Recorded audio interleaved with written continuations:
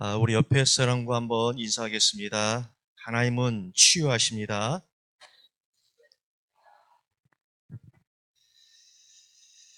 예수님은 세상에 대해서 어떻게 정의하셨는가?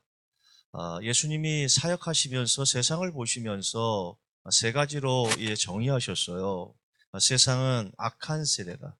그리고 음란한 세대다. 그리고 패역한 세대다. 예수님이 정의하신 세상입니다. 또 사도들은 어떻게 세상을 정의하고 있는가? 베드로 사도는 불의 꽃이라고 얘기를 합니다. 그리고 야고보 사도는 안개라고 정의합니다. 그러니까 믿음의 선진들은 하나같이 세상을 잠깐이라고 말하고 있어요. 이런 세상 속에 우리가 찾아옵니다. 그 세상이 왜 힘든가? 왜 어려운가? 왜 사람들이 세상을 살면서 감사하다, 또 기쁘다, 즐겁다 이렇게 말하는 사람 없어요. 초등학생에서부터 대학생, 청년, 어른까지 나이가 80대, 90대 되신 분들도 세상을 살면서 어렵다, 힘들다, 죽겠다, 못 살겠다 그런 말들을 많이 합니다. 왜? 세상은 잠깐인데도 불구하고 그만큼 어렵다는 거예요. 힘들다는 겁니다. 왜 이렇게 힘들까? 왜 이렇게 어려울까? 여러 가지 이유를 얘기합니다. 뭐 질병 때문에 어렵다, 자녀 때문에 어렵다, 사업 때문에 어렵다, 또 남편 때문에 아내 때문에 어렵다고 얘기하지만 결론적으로 보면 예측을 못해요. 특히 질병에 관한 부분은 예측을 못하는 거예요. 1년에 한 번씩 건강검진을 하다가 암이 발견되고 어느 날 갑자기 쓰러져서 뇌출혈이 되고 뇌경색이 되고 본인도 괴롭지만 가족도 괴롭고 이것이 장기화되는 순간 경제적인 문제도 없고 다 힘든 거예요. 그러니까 이런 질병의 문제 또한 갑자기 찾아오기 때문에 힘든 거예요. 또 이런 문제를 겪고 있는 환우들을 보면 늘 마음속에 불안함이 있습니다. 언제까지 치료받아야 되나? 치료받으면 나은가? 그러다 보니까 키가 굉장히 얇아요. 뭐 먹으면 좋다. 이 병원에 가면 치유된다. 우리는 세상을 살면서 메시지 중심으로 살 수밖에 없어요. 어떤 메시지인가? 세상의 메시지인가? 하나님의 말씀의 메시지인가? 이 속에서 늘 갈등하는 거예요. 그러나 세상의 메시지를 듣는 순간, 세상의 소리를 듣는 순간 어떤 마음이 드냐면 하필 왜 나냐 이거야. 내가 이 땅에서 남한테 해코지 한 적도 없는데 왜 하필 나에게 이런 질병이 왔을까? 왜 우리 남편에게, 우리 자녀에게, 우리 아내에게 이 병이 왔을까? 그러면서 그 마음속에 원망이 되고 실망이 되고 좌절이 되고 또 이 병을 치료하면 나을 것인가 불안감이 들고 미래에 대한 걱정이 있는 거예요. 그러나 이런 병 속에서도 하나님의 말씀을 끊임없이 듣는 사람들은 하나님이 무슨 뜻이 있을까? 무슨 계획이 있을까?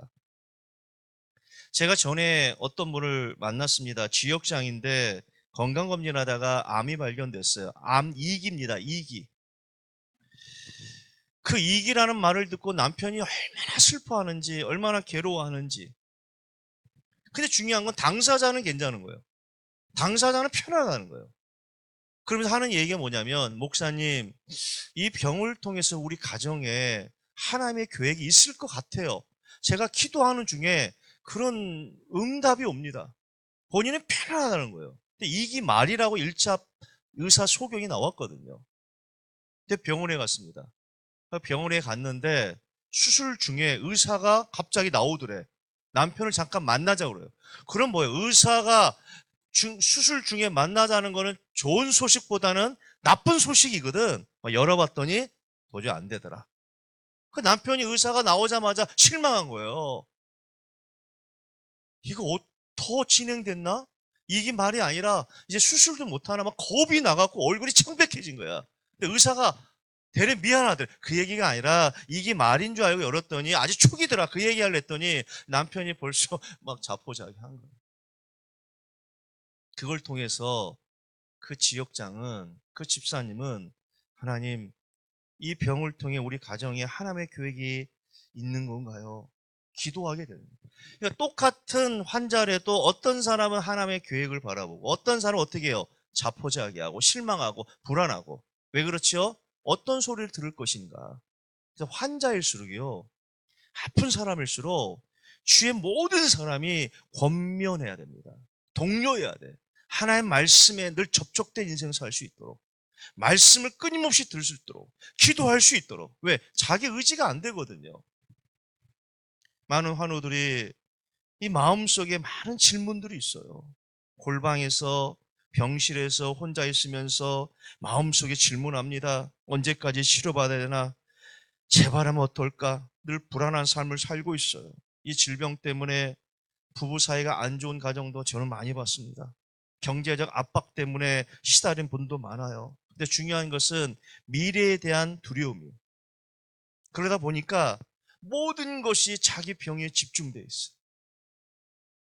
어떻게 살아야 되나? 우리 가문이 어떻게 하면 예수 믿을 것인가? 이 병을 통해서 하나님의 계획이 무엇인가? 이것보다는 그냥 치료, 또 질병, 나에게 집중하는 거예요. 우리가 말하면 주어가 본인이야.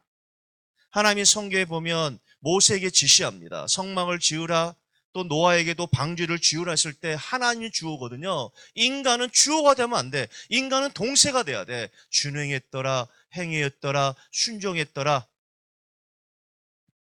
그런데 질병을 안고 사는 사람들은 대부분 본인이 어떻게 해요? 주어야. 내 생각에 자리잡히고 내가 주어야. 모든 것이 다 동사야. 내가 하나님이 되는 경우가 많거든요. 그 생각의 전환, 마음의 전환이 절대적으로 변하지 않으면 마음의 평안이 없어요. 왜 제가 이렇게 합니다? 우리도 암 가정이거든요. 우리 어머니도 암 때문에 사형 선고 받았기 때문에 제가 이런 얘기 하는 거예요. 결론적으로 보면 성도들이 또 질병을 안고 있는 분들이 아무 힘이 없다는 거예요. 영적인 힘이 없어요. 오늘 이 말씀을 통해서 하나님의 주시는 말씀을 잡고 다시 한번 도전함으로 모든 질병을 복음으로 극복하고 말씀으로 극복하는 여러분 되기를 예수 그리스도의 이름으로 축복합니다. 첫 번째입니다. 하나님이 주신 은혜입니다. 1절을 제가 읽을게요. 어찌하여 이방 나라들이 분노하며 민족들이 헛된 일을 꾸미는가? 오늘 본문에 보면 세상에 대해서 분노하는 세상, 헛된 일을 꾸미는 곳이라고 말하고 있습니다. 왜 사람들이 분노하고 왜 화를 낼까? 내 뜻대로 안 되기 때문에 그래요. 의외로 여러분들 암 병동에 가면 사람들의 얼굴이 더 어둡습니다. 그리고 쉽게 분노하고 쉽게 짜증냅니다. 아무것도 아닌 일에 상처받아요. 왜? 모든 것이 나에게 집중되기 때문에 그래. 평상시 하는 말도 뭔가 상처가 돼. 쉽게 말하는데도 그것이 나에게 해당된 줄 알고 쉽게 상처받고 쉽게 분노하고 화를 낸 분들이 굉장히 많습니다. 왜 세상이 분노합니까? 내 뜻대로 안 되기 때문에 그래요. 돈을 마음껏 벌고 싶은데 내 뜻대로 안 돼요. 건강하고 싶은데 내 뜻대로 안 돼요. 내 자녀가 정말 성공하고 싶은데 내 뜻대로 안 됩니다. 그럴 때 어떻게 해요? 짜증이 나고 분노합니다. 왜? 내가 주어기 때문에 그래요. 내가 주어인데 내 마음대로 안 되니까 당연히 어떻게 해요? 짜증나고 분노하는 거예요. 왜 하나님 접니까? 저는 이런 질문 많이 들었어요. 신방하면서. 저 일산 암센터, 또 세브란스 병원, 전에는 암센터가 세워지기 전에는요, 원자력 병원에 암 환자들이 많이 갔거든요. 그 병실도 많이 갔어요. 그러면 많은 환우들이 첫 번째 질문이 뭐냐? 목사님, 왜 접니까? 제가 무슨 큰 죄를 졌습니까? 제가 뭘 잘못했습니까? 아니, 평생 동안 술 먹고, 평생 동안 노름하고, 평생 동안 알코올 중독자에 빠진 사람이 병에 걸렸으면 그럴 수 있겠다 하지만 제가 무슨 죄를 졌길래 하필 접니까? 그러니까 이런 시각도 유대인하고 똑같아요. 유대인들은 질병이 왔을 때 어떻게 해요? 아, 내가 죄를 져서 이런 질병이 왔구나. 이것이 그 당시 문화야. 근데 성도들도 마찬가지예요. 이런 질병이 오면 왜 하필 납니까? 제가 뭘 잘못했습니까? 무슨 죄를 졌습니까? 이런 고백을 많이 합니다. 왜 그래요? 내가 주인인 거죠. 그렇다면 왜 세상이 분노하고 왜 세상이 헛된 일을 꾸미는가? 세상 끊임없이 분노합니다. 여러분들 주위의 사람들을 보십시오. 일가친척 보십시오. 뭐 기뻐하고 감사하고 즐기며 사는 사람이 많습니까? 그 고백에 죽겠다, 못 살겠다, 짜증난다 이런 사람이 많습니까? 아무것도 아닌 일에 왜 이렇게 화를 내는지, 왜 이렇게 짜증내는지, 왜 사람이 운전할 때 왜 이렇게 짜증내는지, 아니 그거 끼어들 수 있는 거지, 왜 이렇게 분노하는지, 왜 세우라고 하는지, 세워서 어떻게 하자는 거예요. 저번에도 보니까는 마트에 가는데 젊은 여자하고 사장하고 싸우더라고. 젊은 세대 같은데 아주 입이 찰져요, 욕하는 게. 젊은 애가 왜 이렇게 욕을 잘하는지. 사장은 기가 막힌 거예요. 딸 같은 애한테만. 사장이기 때문에, 뭐 슈퍼 사장이기 때문에 아무 말도 못하지요. 근데 그게 화낼 일인가? 아니 처음 보는 사장한테 화를 내는데 자주 보는 남편한테는 화 정도가 아니라 멱살 잡고만 팰 것 같아. 왜 이렇게 사는지. 그게 어디서 배웠겠어? 부모가 그렇게 하니까 딸이 그렇게 배웠지. 여러분 부모가 싸우지 않으면요 아이들도요 화를 낼 줄 몰라요. 여러분들 부모가 막 전투적이고 부모가 언어가 굉장히 공격적이면 자녀들도 상처받잖아요. 본인이 커서 결혼하면 본인도 똑같이 합니다. 왜? 인간은 답습하는 능력이 있거든. 답습하는 능력이기 때문에 본대로 삽니다. 들은 대로 살아요. 그러니까 세상이 아무것도 아니에요. 분노하니까. 세상이 아무것도 짜증내니까. 못 살겠다 하니까. 불평하니까. 원망하니까. 그 소리를 들은 많은 사람도 어떻게 해요? 문제 오면 짜증내고 원망하고 불평하는 거. 그 당연한 거거든요. 왜 세상이 이렇게 분노하고 헛된 일을 꾸미는가? 이전에 보니까 세상의 군왕들이 나서며 관원들이 서로 꾀하며 여호와 그의 기름 부음 받은 자를 대적한다. 세상의 군왕들, 세상의 관원들, 다른 말로 하면 이 세상의 지도자들 뿐만 아니라 이 땅의 모든 사람들이 왜 분노하고 왜 짜증내는가? 성경 이렇게 합니다. 기름 부음 받은 자를 대적한다. 이 말은 예수 그리스도를 대적하는 거예요. 표면적으로 보면 경제 문제고 표면적으로 보면 질병 문제지만 그 내면에는 뭡니까? 그리스도 예수를 대적하는 거예요. 즉 복음 가진 사람을 대적하는 거예요. 예수 믿는 자를 대적하는 겁니다. 이것이 세상이라고 얘기해요. 예수 믿는 자를 어떻게 하면 무너지게 할까? 그것을 세상이 알거든요. 그래서 예수님도 세상을 향해서 강한 자라고 표현합니다. 강한 자. 그 세상의 강한 자의 내면의 왕이 누구냐? 성경은 사탄이라고 얘기하거든요. 이 사탄이 지배하는 세상이 강합니다. 그래서 어떻게 하면 말씀과 멀어지게 하고 기도와 멀어지게 하고 은혜와 멀어지게 합니다. 문제를 사건을 통해서 여기에 성도들이 살고 있는 거예요. 이런 세상 속에 살고 있는 성도들이요 너무 약해요. 믿음이 너무 약합니다. 철저히 교회를 다니지만 내가 주인이다. 자녀도 내 마음대로 키웠고 가정도 내 마음대로 했고 돈도 내 마음대로 했고 모든 것이 내가 주인이다. 그러다 보니까 이런 문제가 오면 이길 만한 힘이 없어요. 여러분들 해피힐링국에서도 장단기 결석자가 있을 겁니다. 왜 예배 안 드립니까? 문제 때문에, 질병 때문에, 그렇죠? 상처 때문에. 그것 때문에 예배를 안 드려요. 아니 상처하고 예배하고 무슨 관계가 있냐고. 근데 문제가 오면 제일 먼저 어떻게 영적인 것이 끊어지거든. 왜? 나에게 집중하기 때문에. 하나님이 주어가 되면 문제가 오면 하나님을 바라보는데 하나님을 의지하는데 히스기야처럼 문제 오니까 본인에도 암이 오니까 성전을 향해서 무릎 꿇고 하나님 앞에 기도할 때 하나님이 그의 음성을 들으셨다 이렇게 얘기하거든. 우리 어머님이 암 말기로 선고 받았을 때 한 건 아무것도 없어요. 그 히스기야의 본문의 말씀을 붙들고 세상 의사는 못한다고 하니까 약이 없대는데 치료약이 없다는데 그럼 어떻게 합니까? 하나님의 성전을 향해서 히스기야가 기도한 것처럼 기도한 거예요. 그냥 기도한 겁니다. 여기에 무슨 고민, 갈등 없이 말씀에 의지해서 기도한 거예요. 그래서 신앙은 단순할 때 역사하거든. 왜? 하나님이 주어가 되면 문제가 오고 어려움이 오면 바로 무릎 꿇을 수 있거든요. 근데 하나님이 주어가 되지 못하면 문제 오면 어떻게 합니까? 중단이 돼요. 영적인 게 중단됩니다. 예배가 중단되고 기도가 중단되고 말씀 운동이 중단돼요. 그러면 성도가 언제 강해지는가?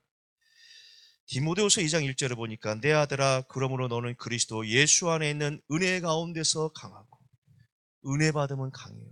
이게 디모데후서거든요. 바울이 사랑했던 아들. 디모데후서는 바울이 순교하기 1년 전에 쓴 편지예요. 마지막 순교의 때가 가까운 걸 알고 바울이 사랑하는 아들에게 유언의 메시지를 한 거예요. 여러분 인생이 1년밖에 남지 않았다고 했습니다. 그러면 자녀에게 편지 쓰라고 하면 어떤 내용으로 쓰겠어요? 어떤 내용으로 쓰겠습니까? 바울이 그런 심정으로 쓴 거예요. 너가 예배석 교회 감독이구나, 목사구나. 너를 공격하는 수많은 사람들 얼마나 많냐. 예수 믿는 것 때문에 핍박당하고 고난당하고 성도들이 추방당하는 거기에 지금 담당 목사예요. 얼마나 힘들겠습니까? 그걸 이길 수 있는 힘이 뭐냐? 은혜 받으면 너는 강한 사람이 될 수 있어요. 이것이 아버지 바울이 사랑하는 아들에게 쓴 편입니다. 은혜 받으면 약한 사람이 강한 사람 됩니다. 은혜 받으면 우리의 감정도 조절할 수 있어요. 은혜 받으면 불신앙도 원망도 무너지고 그 속에 기도와 감사가 나올 수 있습니다. 은혜 받으면 세상을 이길 수 있어요. 여러분 로마의 황제 10명이 250년 동안 기독교를 핍박했습니다. 핍박이 어느 정도냐? 조직적으로 말살시키는 거예요. 기독교를 말살시키는 겁니다. 교회의 문을 닫아버리고 성경을 불태워오르고 믿는 자를 추방시키고 화형시켰단 말이에요. 근데 313년 밀라노에서 로마가 어떻게 해요? 기독교를 인정해버린 거예요. 그리고 380년에 기독교가 국교로 돼버렸다. 그때 기독교가 7%밖에 안 됩니다. 7%의 성도가 강대국 로마에게 영향력을 준 거예요. 화형시켜도 또 추방시켜도 경제적으로 압박을 해도 교회 문을 닫아도 성경을 찢어버리고 죽이려고 해도 7%의 성도들은 괜찮다는 거예요. 죽으면 천국 가면 되지 않냐. 순교당하면 되지 않느냐. 그러면서 어떻게 해요? 철저히 말씀대로 산 거예요. 우리는 타락하고 우리는 음란하고 우리는 부패한다 할지라도 예수 믿는 자는 부패하지 않는구나. 예수 믿는 자는 진실하구나. 예수 믿는 자는 거짓말하지 않구나. 죽어도 예수를 배반하지 않구나. 이것이 로마 사람들에게 인식된 기독교인이라. 그 7%라. 여러분 이 질병 속에서 하나님 나에게 믿음 주십시오. 나에게 은혜 주십시오. 이 질병을 통해 믿지 않는 남편이 예수 믿기를 원합니다. 믿지 않는 우리 자식들이 마음이 갈급해서 죽게 돌아오기를 원합니다. 내 인생 하나님 책임져 주시옵소서. 이런 믿음이 있으면요, 영적인 분위기, 영적인 방향이 완전히 바뀝니다. 그런 사람을 찾는 거예요. 죽으면 죽으리라는 믿음. 이것이 기독교의 힘이거든요. 그래서 기독교는 순교의 종교입니다. 기독교는 피를 흘려야 돼. 한 사람이 죽어야 열매를 맺어요. 한 알의 밀알이 땅에 떨어져야 열매면 이게 기독교의 힘이에요. 저 예루살렘에서 시작된 그 예수의 바람이 이 한국 땅에 들어올 때까지 수많은 사람이 죽어갔다. 그래서 기독교는 자기 부정이에요. 여러분 무속인들이 자기 부정하는 거 봤습니까? 무속인들이 수천만 원, 수백만 원 구술합니다.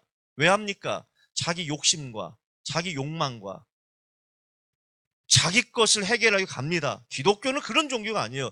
기독교는 자기 부정이에요. 왜 사람들이 11조를 냅니까? 왜 피 흘려 번 돈을 왜 하나님께 드립니까? 물질을 통해 자기 부정하는 거예요. 이 물질 또한 하나님께 있습니다. 왜 우리가 예배당에 옵니까? 왜 교회 옵니까? 시간도 하나님의 손에 있습니다. 시간에 대한 부정이잖아요. 물질에 대한 부정입니다. 기독교는 자기 부정이라. 모든 사람이 질병이 왔을 때 원망합니다. 불평합니다. 가족을 불평하고 남편을 원망하고 자식을 원망하고 인생을 원망하는 게 보통 암 환자들이라. 네, 기독교인들은 그렇지 않고 하나님 이 질병을 통해 무슨 계획이 있습니까? 나라는 사람을 통해서 이 질병을 통해서 무엇을 보여주려고 하십니까? 이게 기독교의 힘이에요. 이게 믿는 자가 질병이 왔을 때 고백입니다. 그래서 세상이 감당하지 못하는 거예요. 은혜 받은 사람을 감당하지 못하는 겁니다. 그래서 우리는 양면성이 있어요. 하나님을 바라볼 때는 강한 사람이 됩니다. 은혜 받으면 강한 사람이 됩니다. 그러나 내가 주어가 되는 순간 약하고 힘없는 존재로 전락돼 버립니다. 그래서 우리는 양면성이 있습니다. 성도가 언제 강해지는가? 은혜 받으면 강해집니다. 이것이 힘이에요. 3절에 보니까 우리가 그들의 맨 것을 끊고 그의 결박을 벗어버리자 하는도다. 세상이 강력하게 공격하는 게 무엇입니까? 맨 것과 결박이 뭡니까? 이스라엘 백성은요, 율법을 통해서 형성된 백성이에요. 율법을 통해 12지파가 하나 되고 율법을 통해서 어떻게 합니까? 공동체가 이루고 옵니다. 근데 세상은 뭐냐? 이스라엘 백성들이 율법으로 하나 됐는데 그걸 끊어버리라는 거야. 율법으로 결박됐다는 건 뭐냐면 율법으로 하려는데 그것을 끊어버리자는 거예요. 율법은 지금 말은 뭡니까? 하나의 말씀이라. 세상은 끊임없이 공격하는데 뭐냐? 우리 환우들이 말씀으로 하나 되는 걸 끊어버린다고. 세상은 예배로 하나 되기를 원하는데 그 관계를 끊어버리는 거예요. 세상의 소리를 듣게 되면 그럴 수밖에 없어요. 사는 길이 뭐냐? 하나의 말씀과 하나 돼야 되고 이 말씀으로 내 육체가 묶어줘야 되거든. 내 마음이 묶어줘야 되고 내 정신이 묶어줘야 되는데 세상의 소리를 많이 듣다 보니까 불신자의 소리를 많이 듣고 믿지 않는 사람을 많이 듣다 보면 하나님과 우리는 말씀으로 하나 됐거든요. 그리스도 보혈의 피로 하나 된 그 관계를 세상은 끊어버리는 거예요. 이제 2주 있으면 고난주간입니다. 우리는 고난주간에 이 십자가에 관계된 찬양을 많이 불러요. 겟세마네 그런 찬양도 많이 부르죠. 성경에 보면 골고다라는 것은 히브리 말이에요. 한국말은 해골입니다. 해골. 해골이에요. 이 해골이라는 곳에서 십자가가 중앙에 박혀지고 그 중앙에 박혀진 그 십자가에서 예수 그리스도의 붉은 피가 흘러 해골을 적셔버린 거예요. 그것이 이제 고난주간에 있을 예수님의 십자가 사건입니다. 이게 복음이거든요. 우리는 해골이었거든. 예배소 2장 1절에 보니까 허물과 죄로 죽었다. 이 말은 해골이거든. 뼈입니다. 그 해골에서 나오는 것이 냄새 아닙니까? 흉악함 아닙니까? 그래서 믿지 않는 사람들한테는 우리가 말하면 흉악함이 나오고 냄새가 나오는 거예요. 그래서 예수님이 2000년 전에 이 세상을 향해서 음란하다, 부패하다 그렇게 말씀하신 거예요. 우리가 원래 해골이었거든. 죄로 말미암아 해골이었다고. 허물과 죄로 죽은 해골이었다고. 희망이 없습니다. 영원한 지옥에 갈 수밖에 없는 해골의 인생에 어느 어떻게 해요? 우리 심령에 십자가가 박힌 거예요. 질병이 있든 없든 십자가가 박힌 겁니다. 가난하든 가난하지 않든 십자가가 박힌 거예요. 그 십자가에서 예수 그리스도의 붉은 피가 흘러서 우리를 적신 거예요. 이게 재산 받은 거거든요. 의롭다 칭함을 받은 겁니다. 이 은혜를 가지고 사는 거예요. 질병이 있다 할지라도 가난할지라도 내 맘대로 자식이 안 될다 할지라도 내일 당장 어떻게 해요? 먹을 게 없다 할지라도 그건 세상이 말하는 것이고 우리는 어떻게 해요? 우리 중앙에 그리스도의 십자가 박혔고 거기서 흐르는 보혈로 적셔 살아야 돼요. 환우들은 그 은혜가 더 있어야 돼. 그래 날마다 십자가를 바라보는 거예요. 그 십자가에서 흐르는 붉은 피를 하나님 내 정신에 흐르게 하여 주시고 마음에 흐르게 하여 주시고 내 육체에 흐르게 하여 주시옵소서. 이것이 기독교의 힘입니다. 근데 사탄은 그걸 끊으려고 그래. 그리스도의 보혈의 피를 끊어버리려고 그래. 이것을 우리가 결박돼야 되는데 그리스도의 피로 결박된 것을 풀어버리려고 그런다고요. 언제 됩니까? 세상의 소리를 많이 들으면 돼. 그래서 한우들은 유튜브를 많이 보면 안 돼요. 정말입니다. 유튜브나 TV라든지 그런 걸 많이 접촉하면 안 된다고. 왜? 그건 믿지 않는 사람들의 여러 가지 의견이잖아요. 믿지 않는 사람 연예인들이 나와서 자기 인생 얘기합니다. 왜 들을 이유가 뭐가 있습니까? 자기 인생은 나하고 무슨 상관인데? 그 믿음의 고백도 아니잖아요. 간증도 아니잖아요. 어떻게 따는 거예요? 유튜브를 보더라도 말씀을 들어야 돼. 말씀도 그냥 듣는 게 아닙니다. 여러분들, 말씀도 살리는 말씀이 있고 죽이는 말씀이 있어요. 죽이는 말씀은 율법에 관한 메시지거든요. 살리는 말씀을 들어야 돼요. 그리고 정말로 내가 성경을 읽고 싶어도 힘이 없다니까. 성경 읽으려면 어떻게 됩니까? 당장 지금까지 내가 주어된 인생인데 성경 읽혀집니까? 질병이 보이고 재발에 대한 두려움이 오고 물질의 문제가 보이는데 무슨 성경이 보입니까? 읽으려고 해도 안 돼요. 성경은. 드라마는 10편까지 볼 수 있어. 정말입니다. 날 잡아서 아침부터 저녁까지 볼 수 있는 게 드라마다. 넷플릭스에 들어가면 다 볼 수 있어요. 왜 성경은 5장만 읽어야 됩니까? 누가 얘기한 거예요? 왜 꼭 5장만 읽었습니까? 그것도 캠페인. 왜? 하나님의 감동으로 되어 있기 때문에. 하나님의 감동이 없으면 목사도 그렇고 읽을 수가 없어요. 성경은. 그래서 오늘 목사님 말씀하셨죠? 가장 많이 팔린 책이지만 가장 먼지가 많아. 그 내가 장례식을 많이 가잖아요. 예배를 많이 드리잖아요. 어머님이 아버님이 읽으시던 성경책 안 읽었어. 안 읽었다니까. 너무 깨끗해. 아마 100년까지 물려줄 수 있을 것 같아. 너무 보존이 잘 돼 있어. 읽지 않은, 근데 느낌상 그래도 뭐 놔둘 게 없잖아요. 어머님이 읽으시던 삼국지 이렇게 놔둘 수는 없잖아. 예배 드리는데 아버님이 읽으셨던 뭐 이문열의 무슨 뭐 이거 소설책 놔둘 수도 없으니까 그냥 자식들이 그냥 성경책 놔두는데 뭐 깨끗해. 뭐 100년까지 물려줄 수 있는 것 같아. 왜? 하나님의 감동이 없으면요 읽지 못해. 정말입니다. 근데 하나님의 감동으로 읽으면, 하나님의 감동이 임하면 그 말씀이 우리를 훈계하고 양육하거든요. 말씀이 나를 양육하고, 말씀이 나를 훈계하고, 말씀이 나를 어떻게 합니까? 교육하고, 말씀이 나를 바르게 해서 하나님의 사람으로 만드는 거예요. 그래서 공산주의가 이 성경을 못 읽게 하는 겁니다. 저 북한 땅에 성경을 소유할 수가 없어요. 다른 책은 몰라도 성경만큼은 소유하면 총살을 당하든지 교도소에 갑니다. 왜요? 사탄도 알고 있거든. 이 말씀은 살았고 운동력이 있어서 이 말씀을 읽는 자는 복이 있다니까. 우리의 심령을 바꿔요. 문제가 오면 실망하고 좌절하고 원망했던 우리의 체질을 성경을 읽는 순간 감사가 변하고 찬양이 되어지고 기도가 되어지는 거야. 그러니까 능력이 여기 안에 있는 겁니다. 이걸 못 읽게 하는 겁니다. 그리 말씀의 소리를 못 느끼니까 문제면 어떻게 해요? 근심과 걱정밖에 없는 거예요. 그리고 더 세상의 소리에 막 민감하고 세상의 소리를 듣다 보니까 더 두려움이 찾아오고 더 겁이 나고 더 염려가 되고,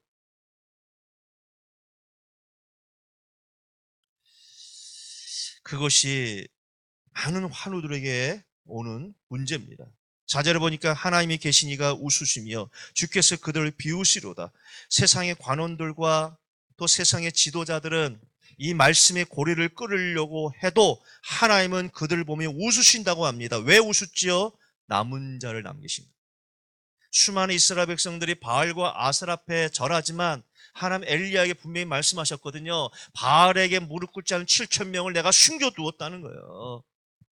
이 땅에 많은 사람들이, 환우들이 질병이 오면 국가를 원망하고 자기 인생을 원망하고 염려와 근심에 사로잡히지만 그럼에도 불구하고 남은 자가 있거든. 질병이 왔을 때 하나님의 계획을 묻고 기도하고 많은 사람을 살리는 소수의 남은 자가 있는 거예요. 나는 여러분들이 이 남은 자가 되시길 바랍니다. 그리스도의 말씀을 배우고자 하는 환우들이 있어요. 이 질병 앞에 하나님께 붙들고 기도하는 환우들이 있습니다. 그들에게 영적 영향력이 있다니까. 그런 분들을 남겨두셨어요. 나는 해피힐링국에 있는 모든 분들이 그 남은 자가 되기를 바랍니다. 전에 얘기했지만 초대교회 10대 박해가 있었습니다. 10대 박해 가운데 제일 마지막에 일어난 박해가 뭐냐? 디오클레시안 황제의 박해입니다. 핍박의 절정기였어. 마지막 10명의 황제 중에서 10번째 되는 마지막 핍박자가 디오클레시안 황제입니다. 이때가 핍박의 절정기였어요.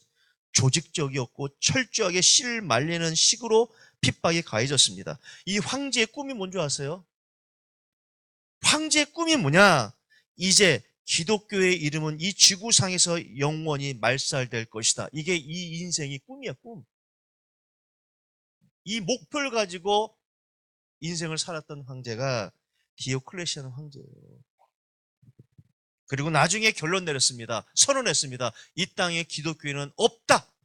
얼마나 많이 죽였겠냐고요.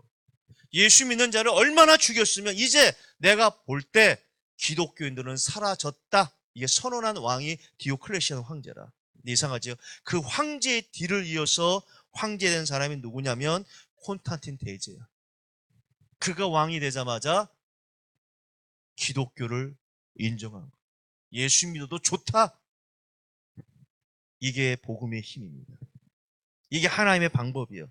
세상의 군왕들과 관원들은 예수 믿는 자를 핍박하고 그리스도 예수를 공격하지만 하나님 비웃습니다. 왜? 남은 자가 있는 거예요. 이 남은 자를 통해 역사하시는 거예요. 나는 여러분들이 이 남은 자가 되기를 바랍니다. 우리 어머님이 암 환자 돼서 됐지만 지금 어떻게 돼요? 하나님 앞에 히스기야처럼 기도했을 때 하나님이 생명을 연장시켜 주셨잖아요. 그리고 자녀들이 그걸 보면서 목회자의 길을 다 간 거예요. 본인은 어떻게 해요? 하나님 앞에 기도하고 하나님께 맡겼더니 하나님이 아름답게 이루신 거예요. 그래서 에스더처럼 그리 아니하실지라도 하나님은 후대에 역사하시는 거예요. 여기 계신 분들 정말 우리가 먹으면 또 얼마나 먹겠어요. 돈이 많은 사람일수록 적게 먹어요. 여러분 잘 안 먹습니다. 사람이 입으면 또 얼마나 있겠냐고, 좋은 거 있겠냐고. 별 차이 없어요. 세상의 소리를 들으면 가지고 싶은 게 많고, 그렇죠? 소유하고 싶은 게 많고, 먹고 싶은 게 많고, 욕심들이 생겨요.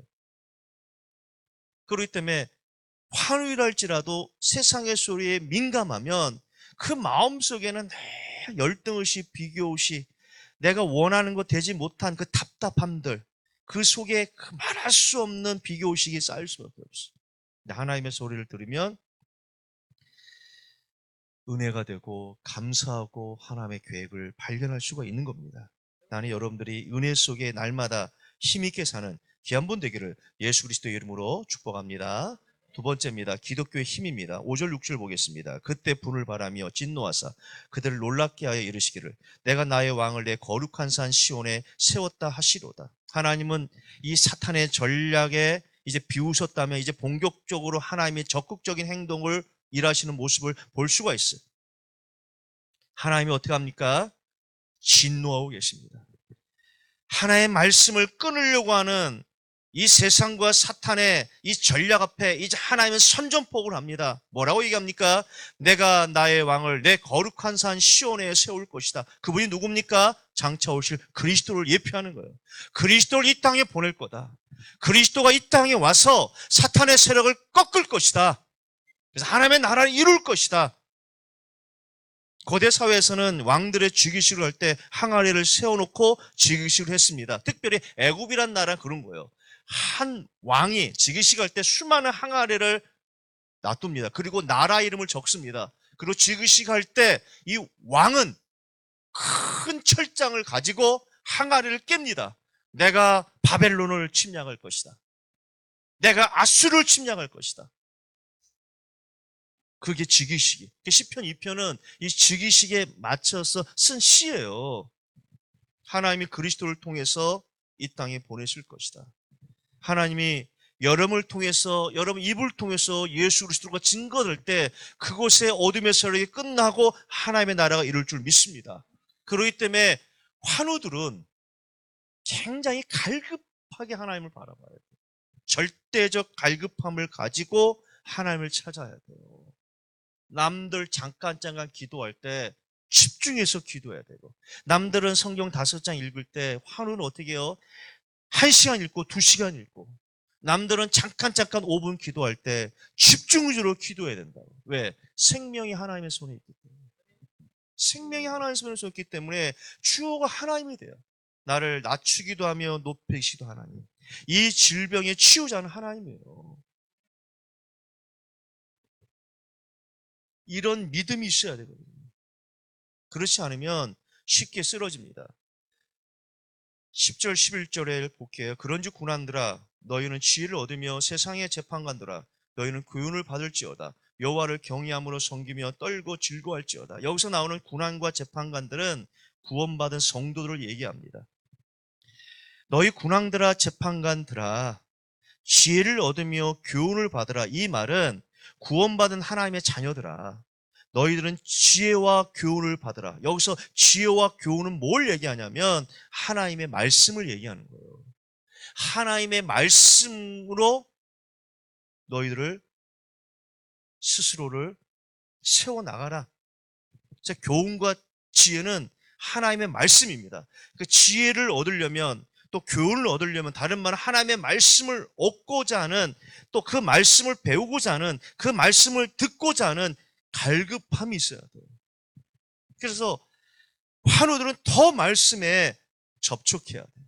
더 말씀을 읽어야 돼요. 시간 날 때마다. 제가 아까 얘기했죠. 유튜브를 좀 접어두고 TV에 리모컨을 좀 접어두고 믿지 않는 세상의 친구들 만나면 좀 접어두고 창조주 하나님 앞에 내 생명이 있기 때문에 그분의 말씀을 읽고 묵상할 때 하나님 그걸 복이라고 얘기합니다. 그래서 계시록 1장 3절에 보니까 이 말씀을 읽는 자, 듣는 자, 지키는 자는 복이다 이렇게 해요. 이때가 여러분들 사도 요한이 AD 95년경이에요. 이때가 디오클레시안 황제가 핍박했던 시기입니다. 이분 또한 만만치 않았어. 핍박의 강도가 너무 셌단 말이에요. 많은 사람들이 예수 믿는 것 때문에 추방당하고 고난을 당하고 감옥에 가고 고문당하고 화형당한 시기입니다. 그런데 그 당시 예배가 뭐냐면 예배 시스템이 한 사람이 나와서 성경을 읽는 거예요. 읽고 대중들 어떻게 보면 듣는 겁니다. 그 교회 고민이 많은 거예요. 누가 읽을 것인가? 누가 대중 앞에 성경을 크게 읽을 것인가? 이게 교회 기도 제목이에요. 아무나 읽지 못하거든요. 읽는다는 거 어떻게 합니까? 생명을 걸어야 돼. 생명을 걸어야 된다고. 이 말은 뭐냐면 나는 죽어도 좋다. 나는 성경 읽는 중에 감옥에 가도 괜찮고 성경을 큰 소리로 대중 앞에 읽을 때 내가 죽을 수 있지만 나는 괜찮다. 이런 믿음의 소유자만 강단에서 성경을 큰 소리로 읽었습니다. 이 말은 순교하겠다는 거예요. 그래서 우리가 계시록 1장 3절은 캠페인이 아니에요. 성경을 읽으라는 캠페인의 구절이 아닙니다. 이 말씀을 읽는 자, 이 말은 생명을 바치는 거예요. 근데 하나님이 복이 있다 이렇게 얘기해요. 우리가 생명을 바칠 때 하나님은 복이 있다. 여러분이 성경을 하나님의 말씀을 입으로 중얼저르며 읽을 때 하나님은 복이 있다. 선포된 말씀을 듣고 어떻게 합니까? 그 말씀을 지킬 때 하나님은 너 복이 있구나. 너 병이 있지만, 너 암이 있지만, 너 뇌경색으로 지금 재활이 있지만 너가 그 환경 속에서 내 말을 읽고 그 말씀을 듣고 그 말씀대로 살려고 애를 쓰구나. 너 복 있는 사람이구나. 세상은 병든 자라고 위로하지만 세상은 어렵겠다고 얘기하지만 그건 세상의 판단 기준이고 내가 볼 때 너 복 받은 사람이구나. 너 귀한 존재구나. 이런 복을 받으셔야 돼. 그래서 아플수록 어려울수록 더 성경을 보고 더 성경 속에 숨어있는 그리스도의 비밀을 알고자 하는 열망이 있고 성경에 나와 있는 그 말씀대로 살고자 하는 몸부림이 있어야 돼요. 그래서 교회가 지금 300일 성경 운동할 때 제일 일독을 많이 한 부서가 해필일국이 돼야 돼. 여기는 아멘이 없어요. 안 읽겠다는 거예요. 난 내 마음대로 살겠다는 겁니까? 살아보세요. 제일 많이 나와야 돼. 그리고 뭡니까? 토요일 아침에 평신도 교육훈련에도 제일 많이 나와야 돼. 왜 그러냐면 작년에 치유수 받은 사람이 난수암 4기 받은 사람이에요. 우리 권사님. 최우수상 받은 사람 있잖아. 평신도 교육훈련에 최우수상 받은 분이 난수암 4기 말이라 온몸 수술 다 했어. 다 떼냈다고. 그분이 1등 했어요. 1등이라는 건 뭡니까? 출석 빠지지 않고 성경 읽고 새벽 예배 가고 수예배 가고, 그치요? 금요기도 오고 또 책 읽고 요약본 적은 분이 1등이라. 병원에 뭐 항암도 받으러 갔더라도 자주 항암. 왜냐면 난수암 4기 말이라. 건강한 사람은 이해 못하겠죠. 건강한 사람은 여러분도 이해 못하지. 건강한 사람도 안 읽는데. 그럼 투병 중에도 제일 많이 성경 읽고 일독한 분이라니까. 제일 훈련받고 제일 말씀 사모한.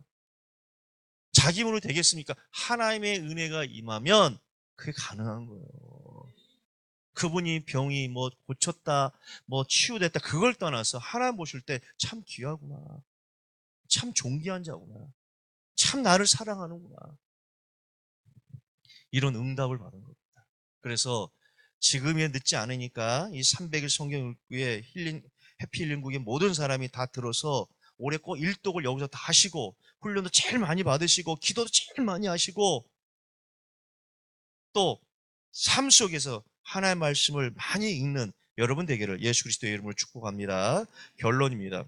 서구의 역사를 보면 어떤 나라에서는 혁명이 일어났고 어떤 나라에서는 부흥이 일어났어요. 러시아의 대부분의 사람들은 정교회를 믿습니다. 저도 몇 번 같이 좀 확인했습니다. 그들에게 말씀이 없어요. 성경이 없습니다. 죽은 신부의 시체를 미이라로 만들어 놓고 수백 년 동안 죽은 시체 앞에 기도합니다.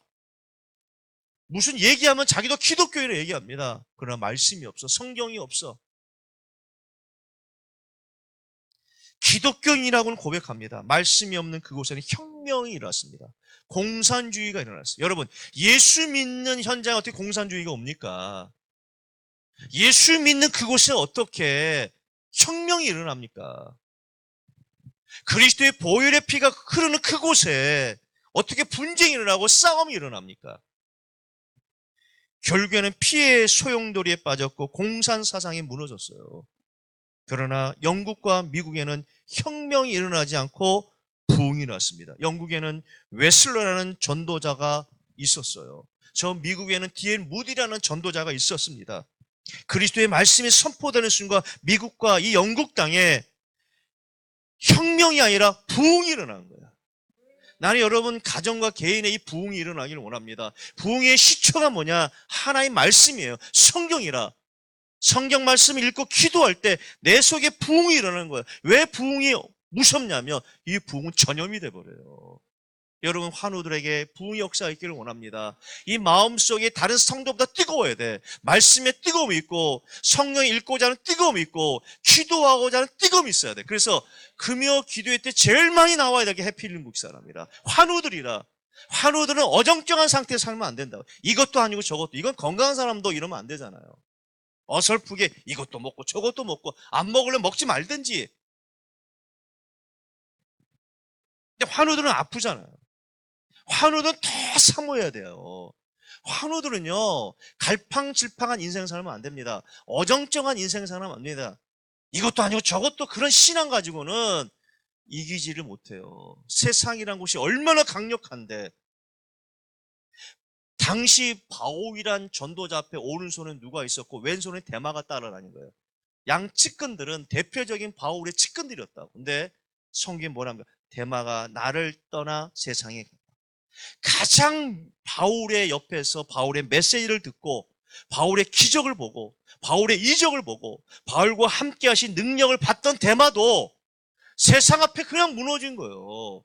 이런 세상 앞에 우리들이 이길 수 있다고 생각하십니까? 그렇기 때문에 환우들은 강력한 세상 앞에 이길 수 있는 방법은 어정쩡한 믿음이 아니라, 흔들린 믿음이 아니라 확실하게 그리스도의 보혈의 피를 의지하고 그 십자가를 내 가슴에 꽂아놓고 더 금요기도에 참석하고 더 기도에 참석하고 더 성경을 읽어야 돼. 승부를 걸어봐야 돼. 그때 하나님의 기적을 일으킵니다. 그때 간증이 나옵니다. 그때 응답이 나옵니다. 그때 영적 영향력을 입히고 그 현장에 부흥의 역사가 일어납니다. 이런 역사를 체험하는 여러분 되기를 예수 그리스도의 이름으로 축복합니다.